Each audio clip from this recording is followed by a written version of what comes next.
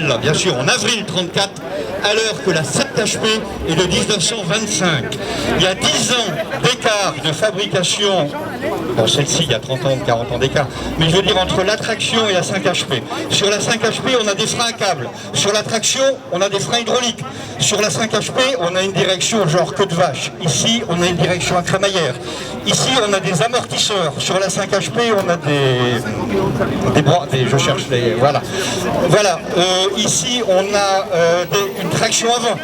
L'autre côté, c'est une traction arrière. Ici, il y a des freins. L'autre côté, il n'y en a pas. Il y a 30 ans d'avance. Et je peux vous dire que les constructeurs Peugeot, Renault, tous les autres se grattaient les cheveux.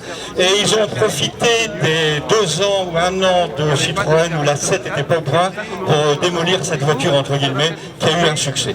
Alors ici, on est en 1954. Est-ce que pour vous, 1954, c'est l'évolution de la traction dans la ligne comme ça? Est-ce que quelqu'un peut me donner une évolution globale de la carrosserie? Avant juillet 52, on a une roue de secours apparente, comme toutes les avant-guerres. Avant juillet 52. À partir de juillet 52, on arrive avec une malle ouvrante, un tableau de bord en bakélite, hyper moderne pour l'époque par rapport aux vieux tableaux de bord d'avant-guerre. On a les sièges Pullman, qui sont aussi une avance de confort.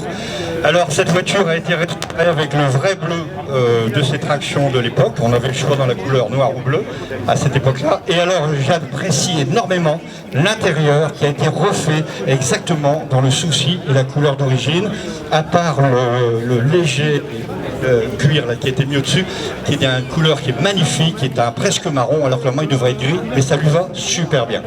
Alors on pourrait dire quand même quelque chose d'étonnant, quand on regarde la plaque de châssis de cette voiture, il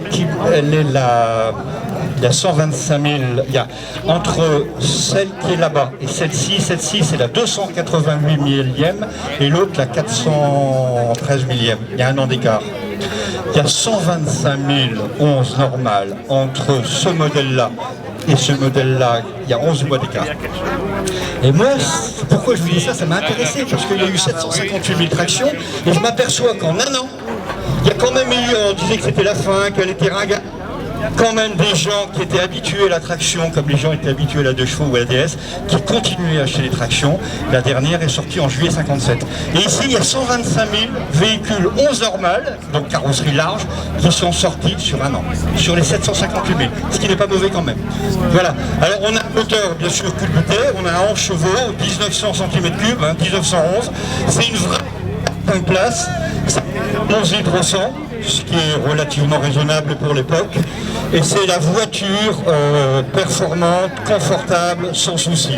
Je n'oserais pas dire qu'une traction ne tombe jamais en panne, parce que Eric a rigolé, j'ai présenté une 7 chevaux traction de 37, et juste quand je la présente, j'ai dit ça ne tombe jamais en panne, et elle est tombée en panne. Alors je ne me dirais jamais qu'une traction tombe pas en panne, mais je le pense quand même.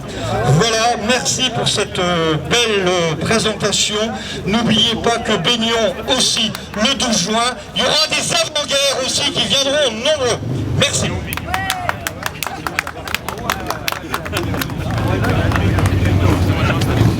Eh bien, merci Eric. Donc tu as très bien pris le relais. Très très bien. Alors j'avais laissé la main à Eric parce que Godefroy, parce qu'il connaît très bien les Citroën. Et en plus, il a présenté une voiture qui est magnifique. Je remercie encore le propriétaire. Merci à toi. J'avais dit qu'on présenterait ta voiture, toi, j'ai tenu pas. Voilà. Je reprends la direction des opérations.